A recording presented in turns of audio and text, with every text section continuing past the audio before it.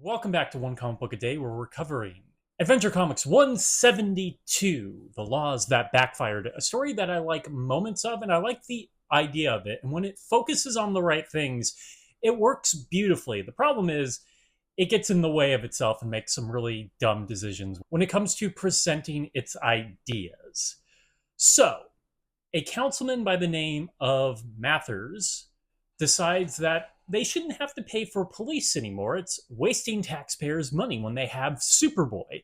So there will be no more police. They'll just rely on Superboy, a person they do not pay, nor is he a representative of the court in any way. Like, a good lawyer is going to get anybody he arrests off because he doesn't correctly arrest anybody. He's been given no mandate to do so.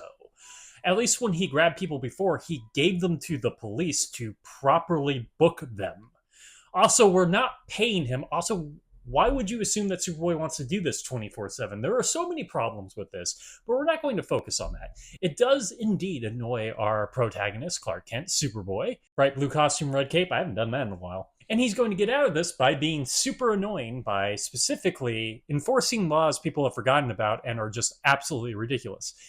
Everywhere in the world, there are like obscure laws that were written in the books for some reason and have probably not been struck. For example, in Los Angeles, and I'm technically in Pasadena, but I'm in the greater Los Angeles area. There is a law, I believe, that's still on the books that you cannot hunt moths under a street lamp. Why this ever came up, I don't know. Has anyone been arrested for it ever? I don't know. Does it still technically exist if no one's enforcing it? Don't know. But it's still on the books. So you get where this is going. He's going to annoy the people of Smallville until they give in to what he wants. And to be fair, they should give in to what he wants. No one asked him if he wanted to be the judge, jury, and executioner of the. It's not correct. He's just the policeman. They still have judges, unless Mathers wants to get rid of those as well. But they make one huge mistake when it comes to depicting what's happening in the story. Instead of annoying the people of Smallville, the people who can correct this, he mainly just annoys criminals with this. A whole bunch of criminals come to Smallville finding out there is no police force, which is really dumb because even if there was a police force, there's still a Superboy, and Superboy is much more effective than the police force. You might be looking at me and saying, isn't that a good point to why you get rid of the police force? No, he doesn't want to be doing this all the time. Also, we don't pay him. You're getting free labor from a good person. Do not take advantage of him. And once again, there's a whole bunch of legal reasons why you wouldn't have the one vigilante no one appointed be the person who's putting away everybody. So instead of annoying the people, he's annoying the criminals with laws such as they're not wearing a hat outdoors or you're not carrying a rifle with you because what if there's an indigenous attack? Oh, yeah, that's kind of a racist law to get on them, but hey, it did exist.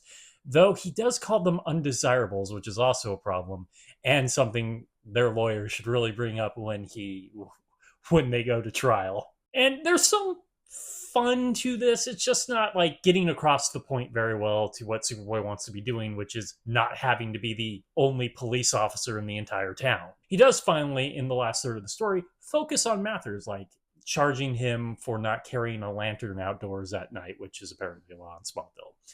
And that works well enough.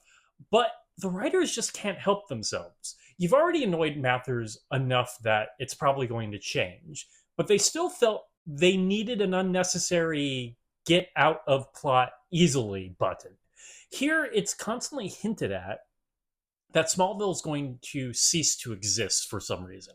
As it turns out, the founders of Smallville only leased the land that Smallville's on for about 150 years, which happens to be up on the day Superboy is pulling a lot of this crap. Or one of the days, the last day of it. I'm not sure how much time is exactly passing. But someone can claim the land if they fence it all. So Superboy is going to fence the entire land in, declare he has it, and then give it back to the town if they, put police officers back in charge or hire police officers. They didn't need this. There's no reason for this. The only reason you would do this is you don't feel like you're getting out of it that easily. And I don't believe they thought that. But the second thing is maybe they didn't think Superboy hadn't done anything heroic enough. So this is him doing something good to sort of save the town, which I don't think you needed.